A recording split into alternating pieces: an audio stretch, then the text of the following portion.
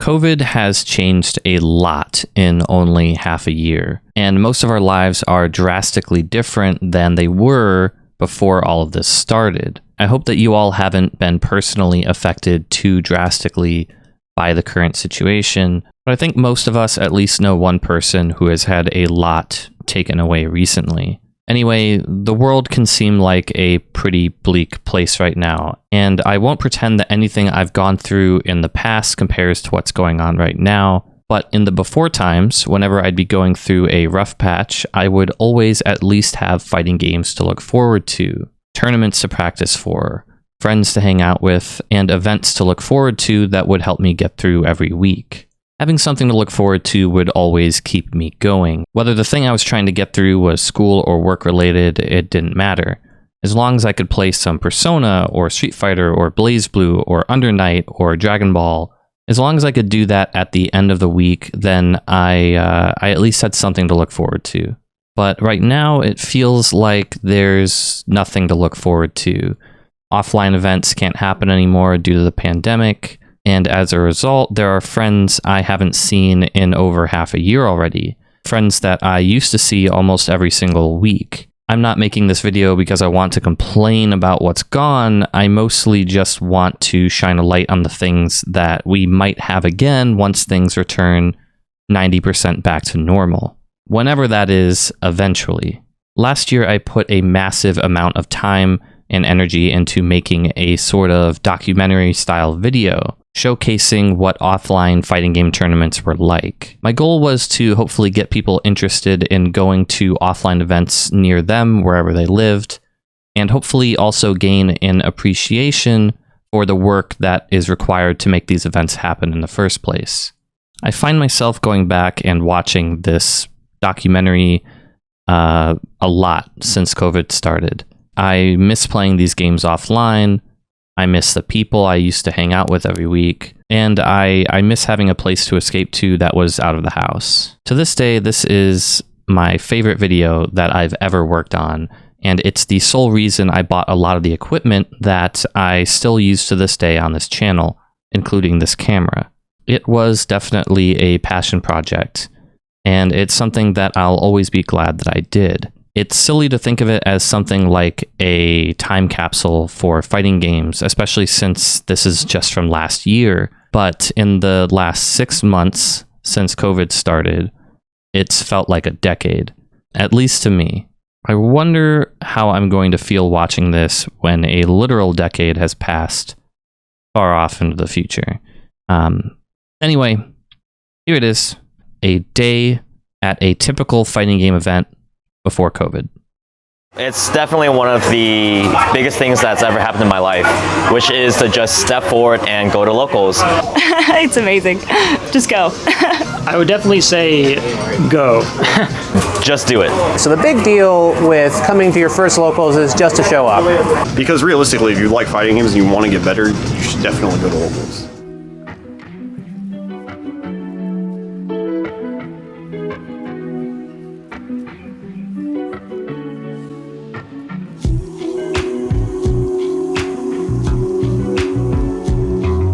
I've been running local fighting game tournaments for about 5 years now.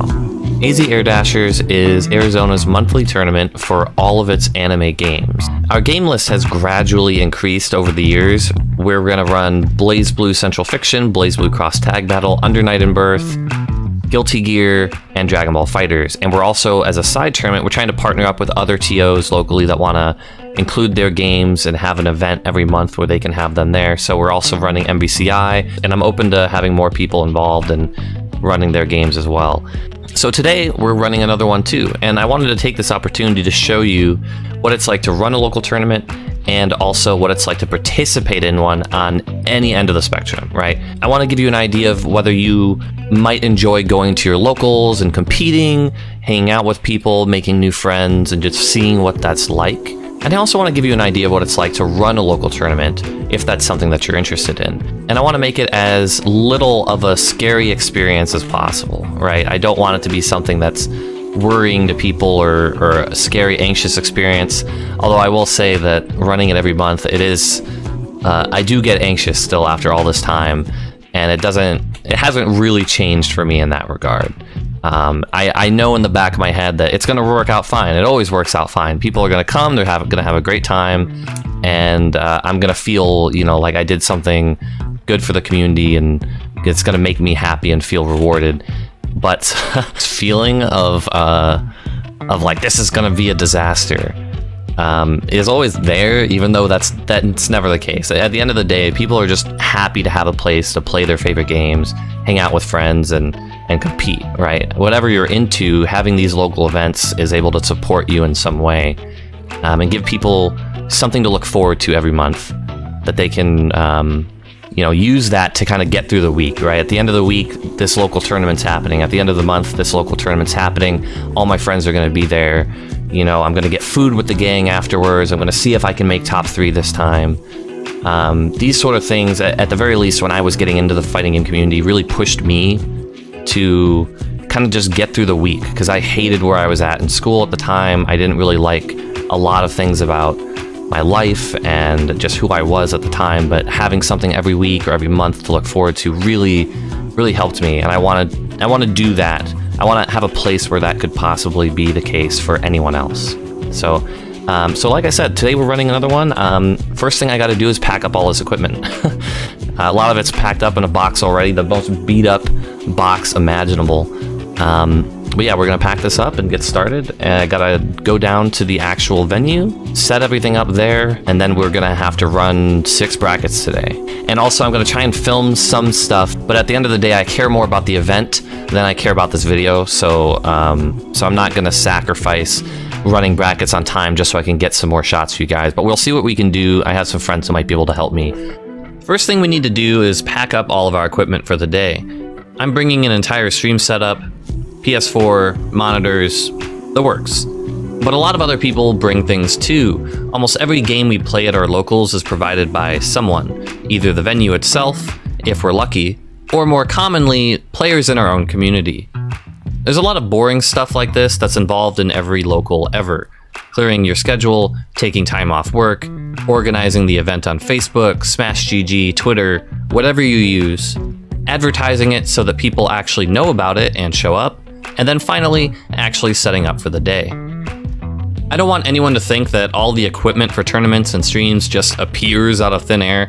Someone has to gather all that stuff, they have to pack it up, they have to haul it over, they have to unpack it, and finally, they have to set it back up.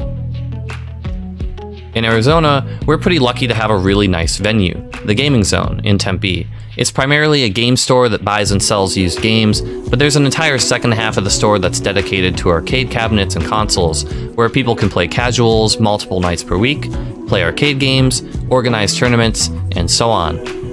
Lately, there's even been pretty regular Tetris tournaments there, which is pretty rad. This sort of venue seems pretty rare though. For years until recently, I ran my tournaments at a small tech college where we could get the space sometimes because one of our community members is an alumni there. I know a lot of local communities run locals in all sorts of places. Card shops, bars, universities, people's homes. People just kind of take what they can get. The people and the games are what matters most.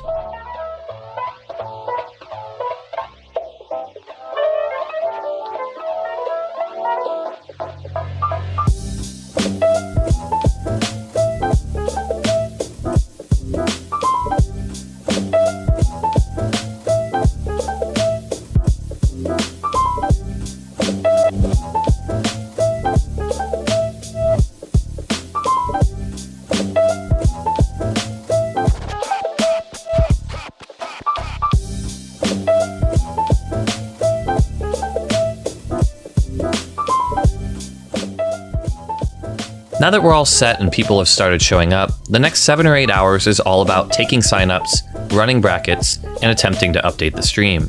Above all, keeping things running on time is my biggest priority, although usually I'm a little bit behind. Having a great stream for the people at home takes a back seat to running a great event for the people who actually showed up.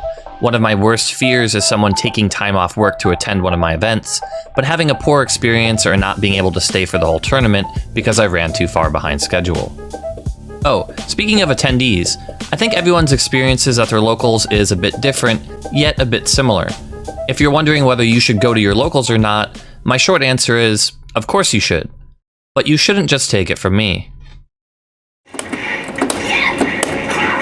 Oh, hello there. I didn't see you there. How's it going? So what games do you play, and how long have you been going to locals? I'm mainly playing just Dragon Ball. I've always dabbled a little bit with other games too, but right now I'm just playing Dragon Ball. The games I play right now are Guilty Gear Rev 2 and Samurai Showdown, the current version. So I only really play one game. I just play Dragon Ball Fighters right now. My main games right now are Under Night and Birth. Other than that, I play DDR.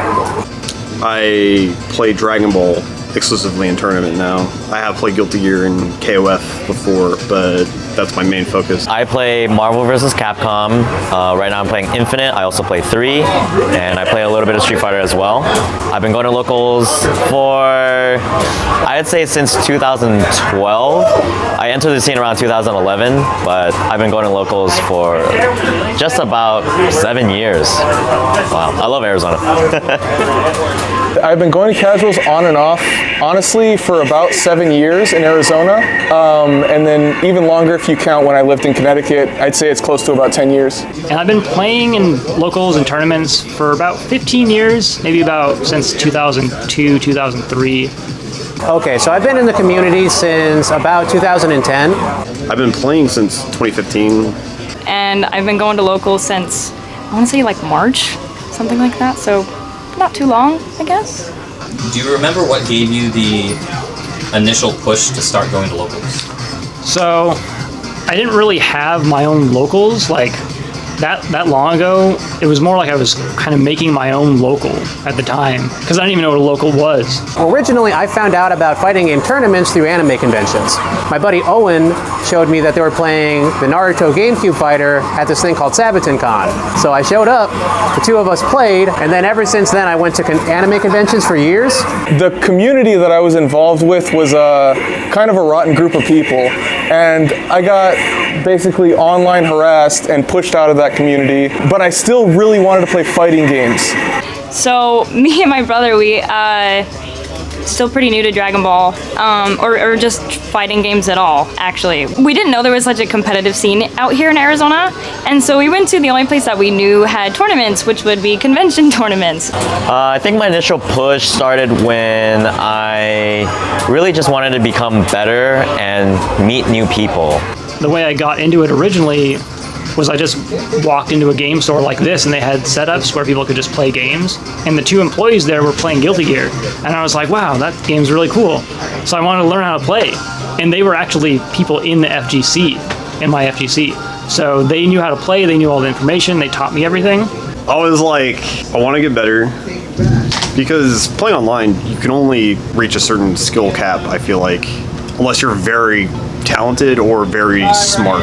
And then somebody at an anime convention tournament told me about the local FGC, and then I started coming to these. I was like, okay, I can find people that are better than these random scrubs on the internet. Let me find out where I can play, and then from there I got a ride from a friend and ended up going to locals and went from there.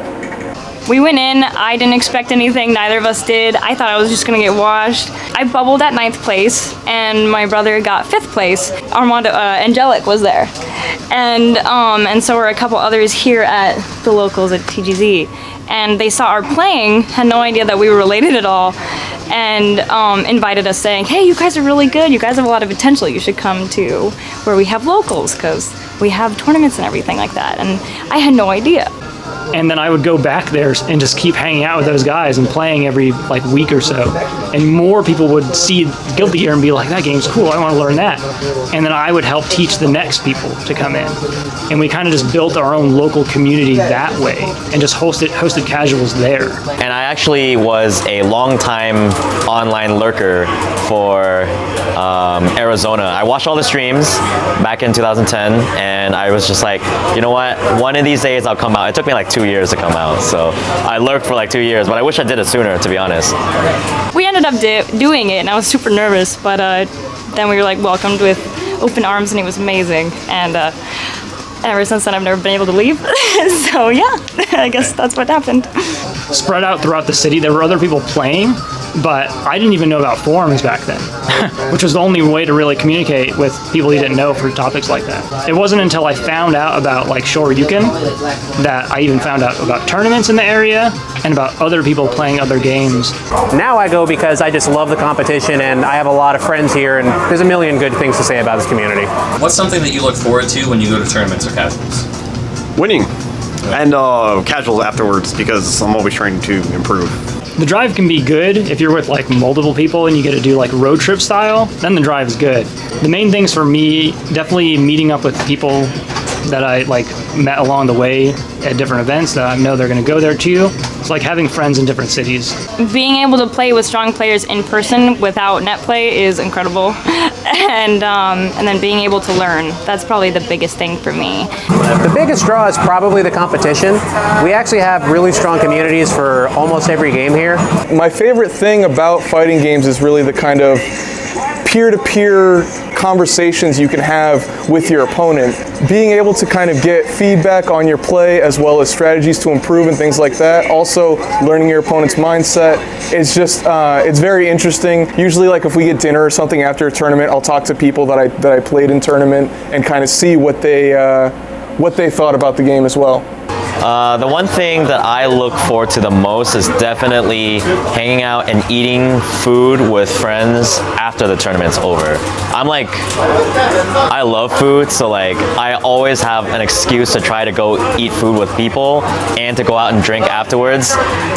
There's this bar right, like literally a few steps away from this place, and I really like going there with my friends afterwards to have a few drinks and just unwind after the tournament.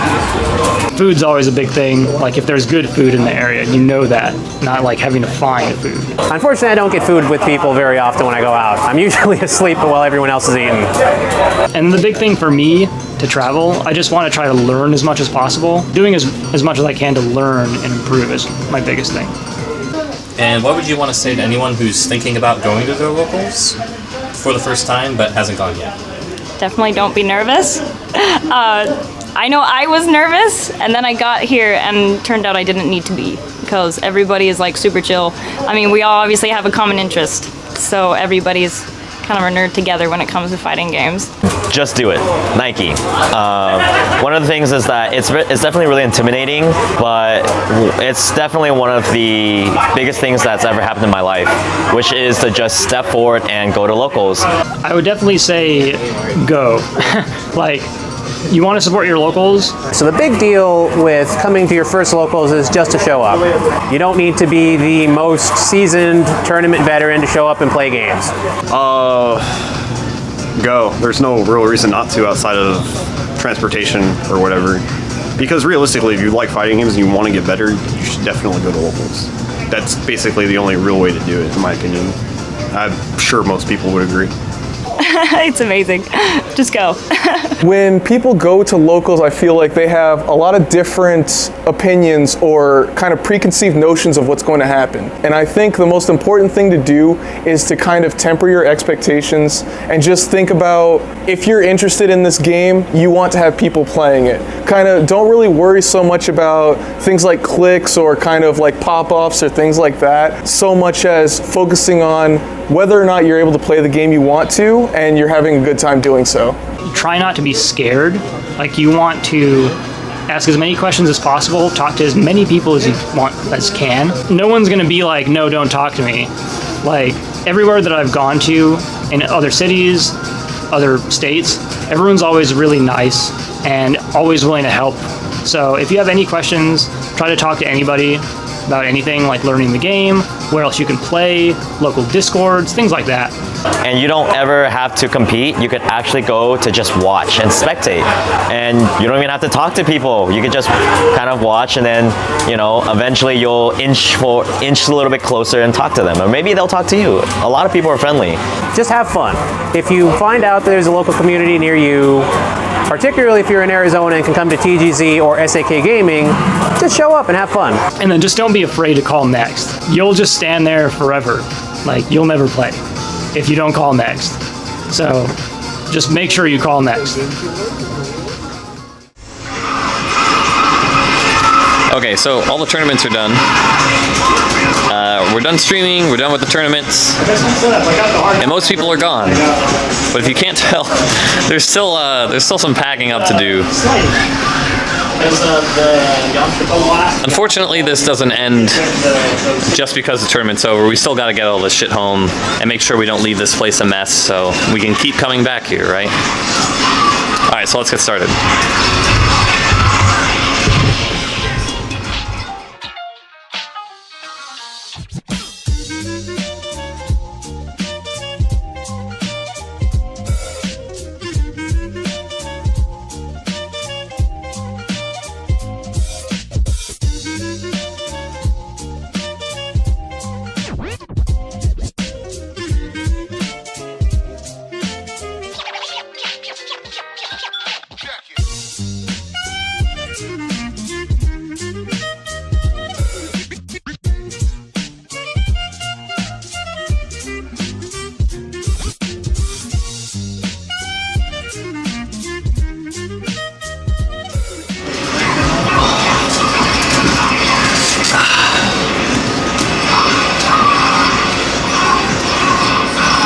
I want to go home.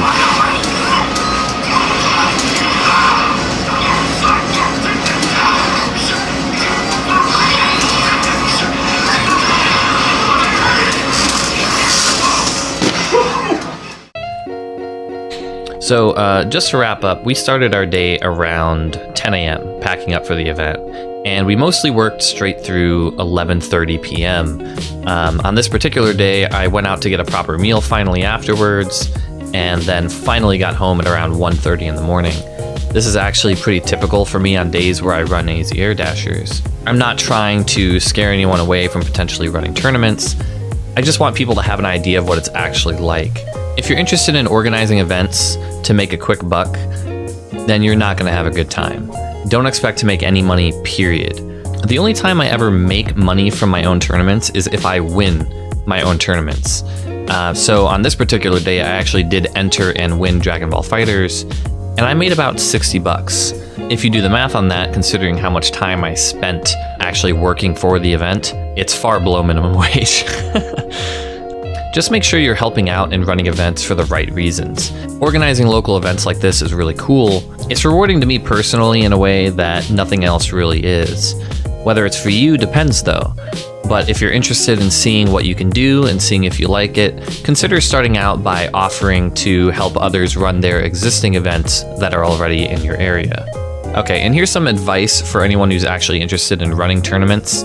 But here's also a disclaimer. This isn't a guide to running tournaments. I still don't feel like an expert at it after all this time. These are just some things that I learned the hard way, so learn from my mistakes so you don't have to make those mistakes. First of all, you don't need expensive equipment. Having good equipment really only helps you with the stream, and I guess to go along with this point, I want to say that you don't need a good stream. A stream, in my opinion, for most locals is really just there so that the people that go, the people that are attending, can watch their matches afterwards. And it's also there to show that your event exists in the first place. You don't need to have the greatest stream ever, but it is helpful to have one that shows that you exist in the first place. There's a lot of people that didn't start coming to my events until I had something to show them ahead of time, like, hey, we exist, this is what it's like. These are the people that are here. Look at how much fun they're having. You could be having fun there too. Don't start a stream for your local event expecting it to take off and be the next Team Spooky or Level Up Live. That's not, it's not going to be a replacement for Wednesday night fights, no matter how hard you work, because they put in that work over a really long period of time. It's going to take you a long time to catch up to that. Even if you spend all the money you need on equipment to make your stream that level of quality, you're not going to have commentators to make it that level of quality, and you're not going to have viewers to back it up. Just don't go overboard spending money on a stream. Something really basic, like a basic capture card, a laptop that can stream okay, some cheap headsets. Those things are fine. You don't need it to be super great. Most locals, I would argue, probably don't have very professional streams, and the ones that do built up that equipment over a long period of time, I hope. it's really expensive. It adds up really fast. For example, the headsets that I use when I do stream tournaments, those are $200 each. I bought one of those, and a friend of mine who used to help out with our tournaments kind of donated the second one. So that's why we even have that in the first place.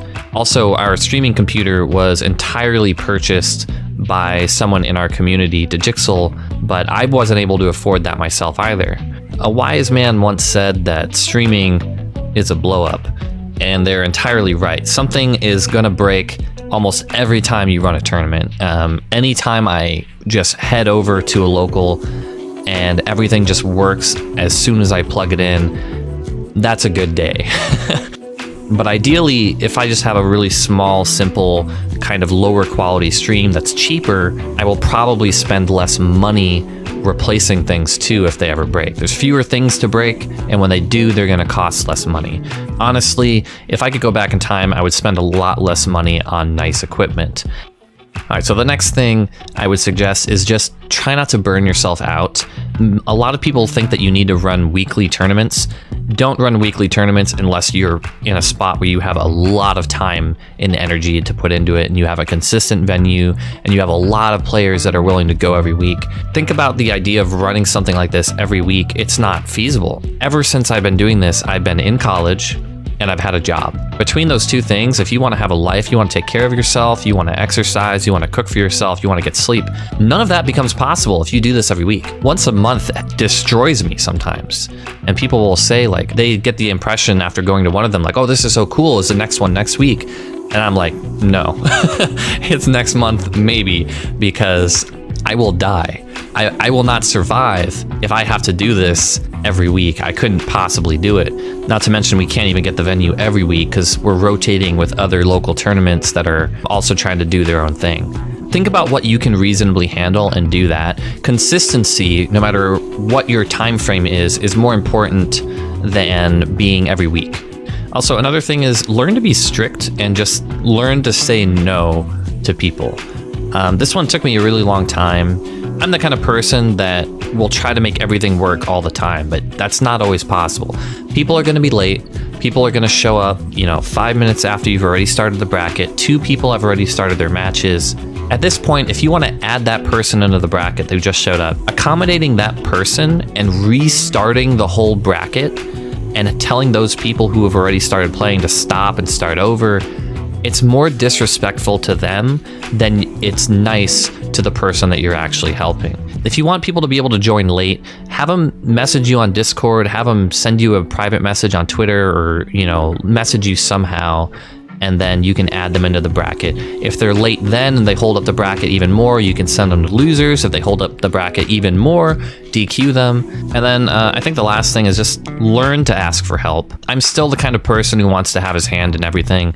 I want to commentate, I want to run the stream, I want to run brackets, and I want to compete, but I can't do it all. It's not possible. I frequently have people that'll offer to run 1 or 2 of the brackets for me every time, just so that I can take a break and actually compete in my own event, or if we're running 2 brackets concurrently, they can run one and I can run the other. That sort of thing really, really helps. Even just being able to have an hour break where you can go and get lunch is huge. Don't be afraid to ask for help, and if you aren't sure if they know how to do it, maybe the first time just do it with them and teach them how it works, and then they can help you out every time after that. Also, if something breaks, put it out there that it's broken, and if you can't afford it, okay, the stream doesn't have the thing that it had before, but they'll either understand that, or someone might just step up and offer, to give you a replacement. Sometimes people already own some of these things that have broken. There have been so many times where something has, just broken, or I've needed a replacement for something, and it's like, well, I can't get one. Sorry, guys. And someone will show up to casuals next week with one, like, hey, I heard you needed this.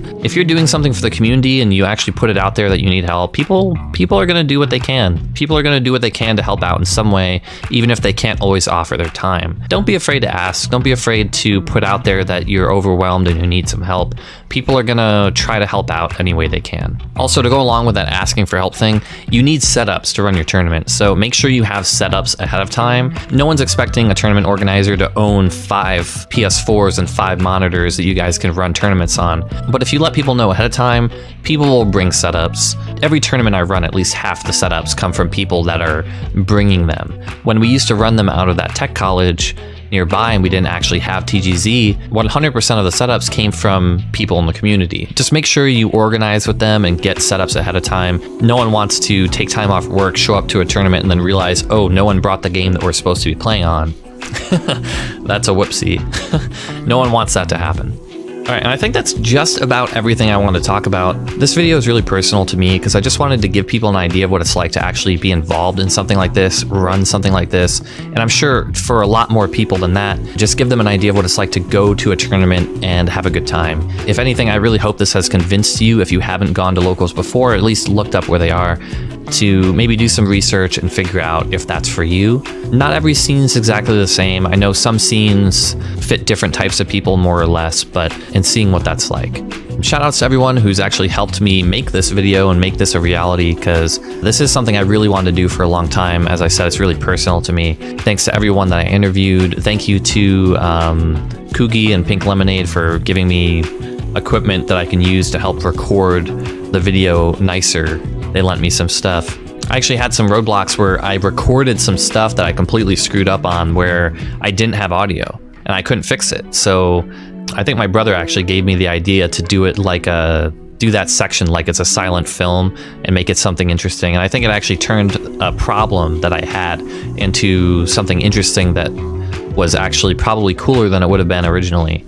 And thank you guys for watching. This isn't going to be the norm on this channel. Most of what I do is going to be educational content for different fighting games. Right now, a lot of Dragon Ball FighterZ. I want to do some for Under Night, some for future games that come out. Oh yeah, if you're interested in actually seeing AZ Air Dashers the next time we go live, we do this almost every month. Definitely follow my Twitch and my Twitter. And of course, if you like this and want to see more of my YouTube, feel free to subscribe. Thanks for watching.